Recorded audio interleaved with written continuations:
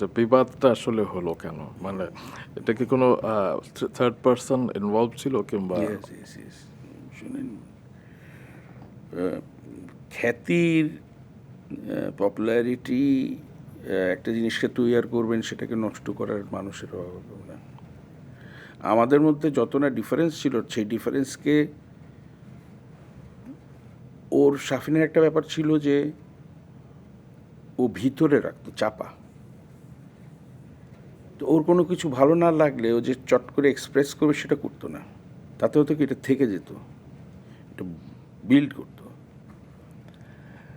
আর ওর আর একটা দিক ছিল হচ্ছে যে হি ওয়াজ ভেরি গালেবল, মানে হচ্ছে ওকে প্রভাবিত করতে পারতো মানুষ।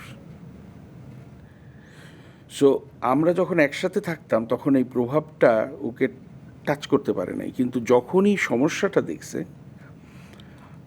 এটার আমি ভবিষ্যতেও যারা ব্যান্ড নিয়ে কাজ করছে তাদের উদ্দেশ্যও বলবো, এবং এটা সত্যি কথা আমি বলে রাখি, যে ওই উচ্চতাটাতে যখন তুমি পৌঁছাবে তখন ওটাকে নষ্ট করা বা ওটার সাথে সংযুক্ত বিভিন্ন সুবিধা আদায়ের জন্য যাকে তুমি রিজেক্ট করতে দাওনি, তারা সুযোগ খুঁজবে কখন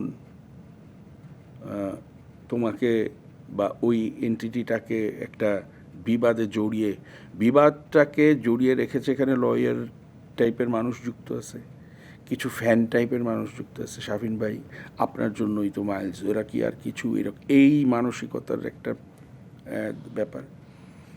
বাট সব কথার ঊর্ধ্বের বড় কথা হচ্ছে যেটা, সেটা হচ্ছে যে